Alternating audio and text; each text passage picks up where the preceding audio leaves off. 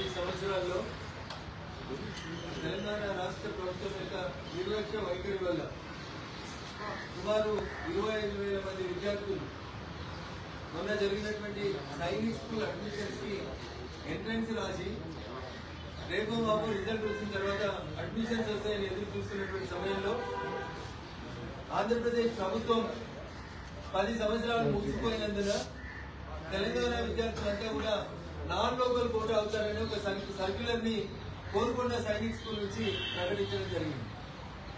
దీనివల్ల 25,000 మంది విద్యార్థులు సైనిక్ స్కూల్లో అడ్మిషన్ కోసం గత ఏడాది కాలం నుంచి కష్టపడి ప్రిపేర్ అయినటువంటి అనేక మంది చిన్నారు తమకు అడ్మిషన్స్ రాక తెలంగాణ రాష్ట్రంలో ఒక్క సైనిక్ స్కూల్ కూడా లేక అనేక రకాలైనటువంటి ఇబ్బందులకు గురవుతున్న ఈ తరుణంలో ఈ రోజు కేంద్ర రక్షణ శాఖ సహాయ మంత్రి గౌరవనీయులు సంజయ్ సేఠ్ గారు కలిసి తెలంగాణ రాష్ట్రానికి జరుగుతున్నటువంటి అన్యాయం ఈ ఒక్క సంవత్సరంలో అయినా ఎంట్రన్స్ రాసినటువంటి విద్యార్థులకు నోటిఫికేషన్ లో తెలంగాణ రాష్ట్రానికి సీట్ ఇవ్వమని లేదు కాబట్టి ఆంధ్రప్రదేశ్ లో 67% కోటాలో తెలంగాణ విద్యార్థుల్ని లోకల్ గా కన్సిడర్ చేయమని చెప్పి కేంద్ర రక్షణ శాఖ సహాయ మంత్రి సంజయ్ సేఠ్ గారిని కలిసి మేము ఒక వినతి పత్రం అందజేయడం జరిగింది. సానుకూలంగా స్పందించినటువంటి మంత్రి గారు ఈ రోజు సాయంత్రం 7 గంటలకు వారు మాస్కో వెళ్తున్నారని 11వ తారీఖుకి వారు రష్యా నుంచి తిరిగి రాగానే రాజ్నాథ్ సింగ్ గారితో కలిసి ఖచ్చితంగా చర్చించి తెలంగాణ విద్యార్థులకి న్యాయం జరిగేలా చేస్తారని చెప్పి హామీ ఇవ్వడం జరిగింది. దురదృష్టం 10 సంవత్సరాల్లో అధికారంలో ఉన్నటువంటి అప్పటి టీఆర్ఎస్ ప్రభుత్వం కానీ ప్రస్తుతం అధికారంలోకి వచ్చిన ప్రభుత్వం కానీ ఒక్క సైనిక్ స్కూల్ కావాలని దరఖాస్తు పెట్టుకోకపోవడం వల్ల ఇలా తెలంగాణలో ఉన్నటువంటి సుమారు 25,000 మంది విద్యార్థులు ఎవరైతే సైనిక్ స్కూల్లో అడ్మిషన్ కావాలని ఎంట్రన్స్ రాసిందో పాపం ఆ పిల్లల భవిష్యత్ అంతా కూడా అయోమయానికి గురి చేస్తా ఉన్నటువంటి పరిస్థితులలో తెలంగాణ రాష్ట్రానికి కొత్తగా ఒక 3 సైనిక్ స్కూల్స్ కూడా ఇవ్వాలని చెప్పి నేను గౌరవ మంత్రి సంజయ్ సేఠ్ గారికి వినతి పత్రం ఇవ్వడం జరిగింది.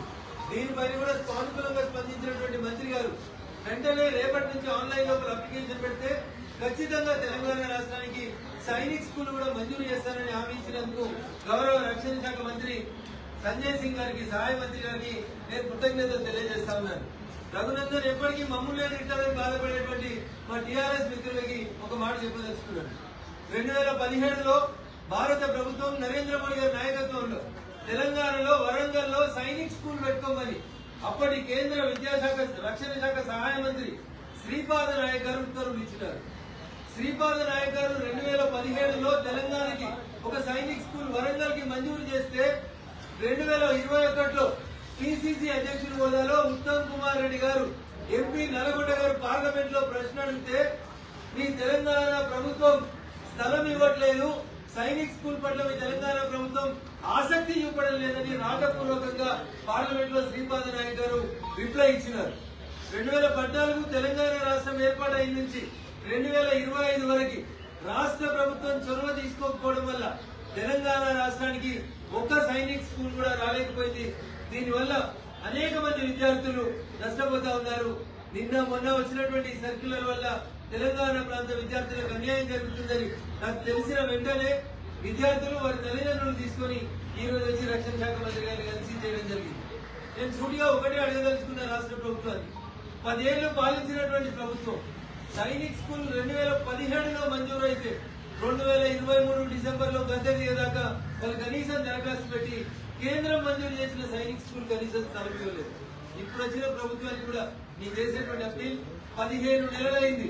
స్పెసిఫిక్ గా మీరు స్థలం ఎక్కడ ఇస్తారో రేపు మీరు తెలియజేస్తే కొత్తగా తెలంగాణకి 3 లేదా 4 సైనిక్ స్కూల్స్ ని మంజూరు చేయించి తీసుకొచ్చే బాధ్యతని రఘునందన్ మెదక్ పార్లమెంట్ సభ్యులుగా తీసుకుంటారని చెప్పి ఈ సందర్భంగా తెలియజేస్తూ విద్యార్థుల మానసిక వేదనని సహృదయంతో అర్థం చేసుకుని ఈ అకాడమిక్ ఇయర్ లో వీళ్ళ అడ్మిషన్స్ కోసం ప్రయత్నం చేస్తానని మాటిచ్చిన కృతజ్ఞతలు తెలియజేస్తా ఉన్నాను. Thank you.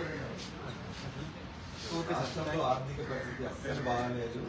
ఉద్యోగులు నన్ను కోసుకొని వండుకొని తింటారా? ఇంత చేతగాని తనం తన మాటలలో వ్యక్తపరచడం అనేది ముఖ్యమంత్రి కుర్చీలో కూర్చున్నటువంటి వ్యక్తికి తగ్గదు. టీఆర్ఎస్ ప్రభుత్వం అధికారంలో ఉన్నప్పుడు ఆర్టీసీ కార్మికులు సమ్మె చేస్తామంటే పిసిసి అధ్యక్షుడు హోదాలో రేవంత్ రెడ్డి గారు మాట్లాడిన మాటల్ని ఒకసారి మా మీడియా మిత్రులు గుర్తు చేసుకోవాలి. మరి ఆ రోజేమో సమ్మెకు బొమ్మని సమ్మెకు మద్దతు ఇచ్చినటువంటి ముఖ్యమంత్రి ఇవాళ ఏం మాట్లాడుతున్నాడు? కోసుక తింటారా? నిన్నెందుకు కోసుక తింటున్నాడు? మనిషిని కోసుక తింటే విషయం అవుతాడు, నిన్ను కోసుక తింటే కూడా ప్రజలకు విషయం అవుతుందట. చేత కాకపోతే పాలన చేత కాకపోతే అయితే లేదని చెప్పండి. కానీ కింద పెట్టి మీరు మళ్ళీ ఎన్నికలకు పోతారా, రాష్ట్ర అసెంబ్లీని డిజాల్వ్ చేస్తారా, ఏదో ఒకటి చేయండి. నీ చేతగానికి ఇప్పుడు వచ్చి కొత్తగా నన్ను కోసుక తిన్నా, నేను రూపాయి ఇయ్యను. ఎప్పుడైనా ఏ ముఖ్యమంత్రి అయినా ఏ రాష్ట్రంలోనైనా ఇంత అసమర్థంగా ఇంత అస్తవ్యస్తంగా పరిపాలనని కొనసాగించినటువంటి ముఖ్యమంత్రి ఎవరైనా ఉన్నారంటే అది కేవలం మన ప్రస్తుత తెలంగాణ ముఖ్యమంత్రి గారు తప్ప ఇంకొకటి కాదు.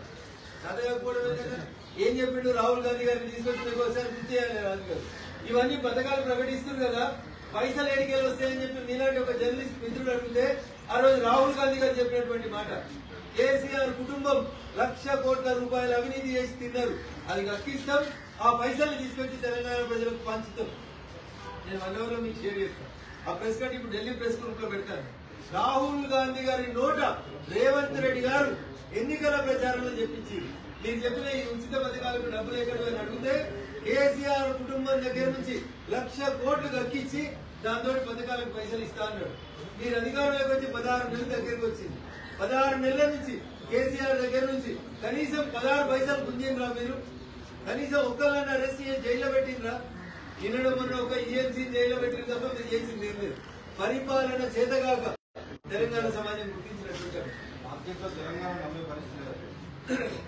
ఇది రేవంత్ రెడ్డి గారిని నమ్ముతలేదు, రాహుల్ గాంధీ గారు రేవంత్ రెడ్డి గారిని నమ్ముతలేరని ఆయన బాధ చెప్పుకుంటే మంచిగా ఉంటుంది. కానీ తెలంగాణ చాలా గొప్పగా ఎదుగుతున్నటువంటి రాష్ట్రం, అనేక రకాలైనటువంటి వనరులు ఉన్నటువంటి రాష్ట్రం.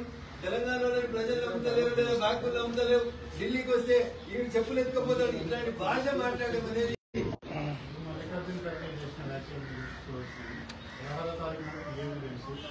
జమ్మూ కాశ్మీర్ పర్యటన రద్దు చేసుకుంది.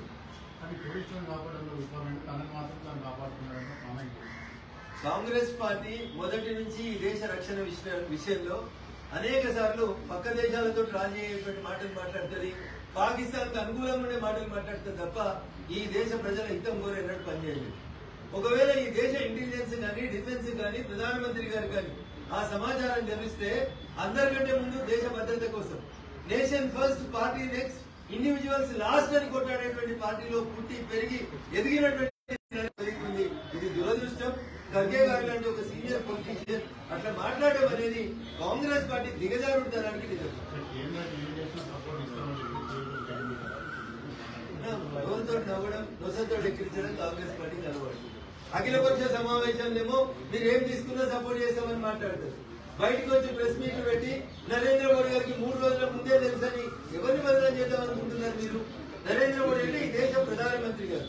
ఈ దేశ ప్రధానమంత్రి గౌరవాన్ని తగ్గించి పాకిస్తాన్ నుంచి ఊరట కలిగించేటువంటి మాటలు మాట్లాడేటువంటి ఇట్లాంటి మనుషులని ఏమనాలని దేశ ప్రజలు ఆలోచించారు. Okay sir, thank you.